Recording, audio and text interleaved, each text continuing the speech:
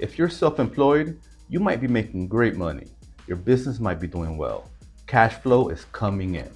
But when you apply for a mortgage, suddenly the bank says you don't make enough income. And that's one of the most frustrating things self-employed people run into. Because what the bank looks at is not how much your business makes, it's what your tax returns show. So you might be making six figures through your business, but the bank might only see a fraction of that income.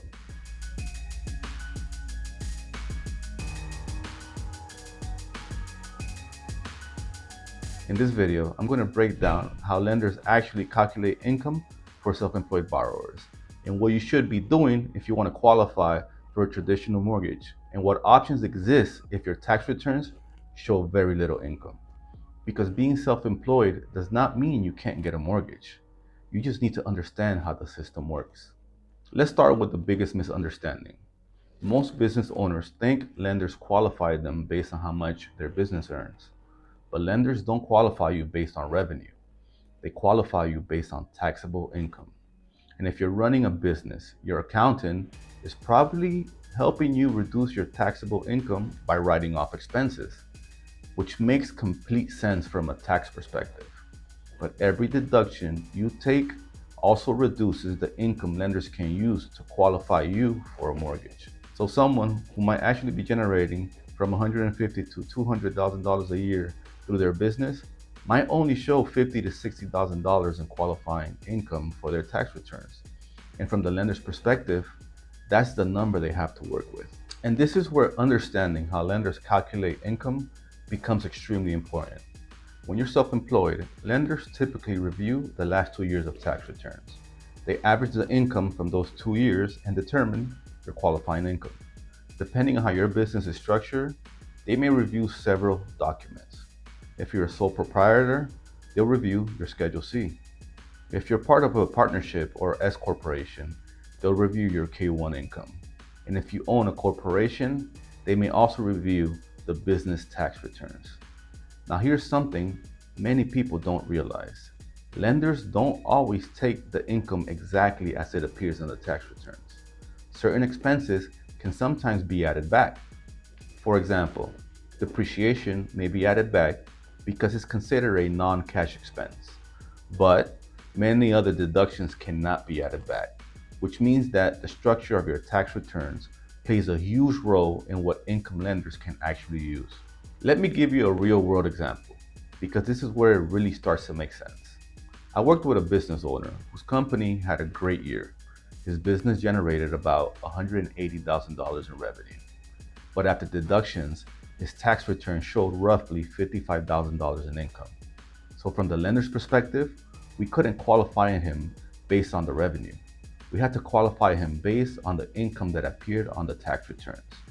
And that dramatically changed the price range he qualified for. Now, the interesting part is that later in the process, we were actually able to pivot and use a loan program that allowed us to evaluate the real cash flow of his business instead of relying only on the tax returns. And later in this video, I'll explain exactly what the loan program was and how it works. But first, if you're self-employed and planning to buy a home, there are a few things you should understand if your goal is to qualify for a traditional mortgage. If you're self-employed and planning to buy a home within the next year or two, planning ahead becomes extremely important. One of the best things you can do is have a conversation with your accountant about your future goals, because qualifying for a mortgage often comes down to how your income is reported. This doesn't mean paying unnecessary taxes, but it does mean understanding the trade-off. The more income you write off, the less income lenders can use to qualify you. Another key factor lenders look for is time in business. Most traditional loan programs want to see 2 years of self-employment history. In some cases, 1 year may be acceptable if you were previously working in the same field before becoming self-employed. Lenders also want to see consistency, consistent income, consistent deposits, and organized financial records. The cleaner and more stable your finances appear, the easier it becomes to qualify for traditional financing. But what happens if your tax returns show very little income? This is actually a very common situation for business owners. And it doesn't necessarily mean you can't qualify for a mortgage. Earlier, I mentioned a business owner whose company generated strong revenue, but whose tax returns only showed about $55,000 in income.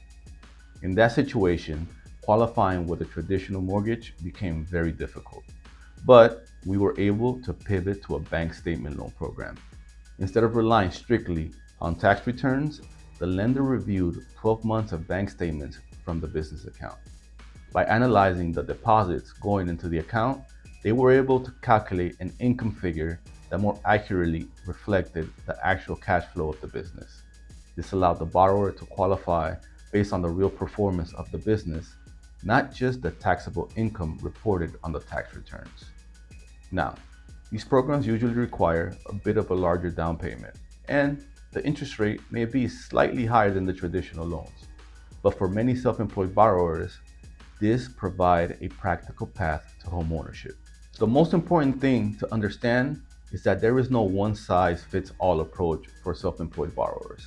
Some people benefit from planning ahead and structuring their income to qualify for traditional financing. Others may use alternative programs that better reflect how their business actually operates. The key is understanding your options before you start the home buying process, because the way your income is structured today can directly impact what you qualify for tomorrow. If you're self-employed and thinking about buying a home, the best thing you can do is understand how lenders would evaluate your income.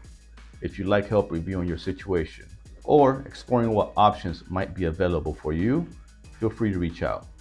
And if you found this video helpful, make sure you subscribe to Francisco's Key Insights, where I break down real estate and mortgage strategies so you can make smarter financial decisions. Thank you for watching, and I'll see you next time.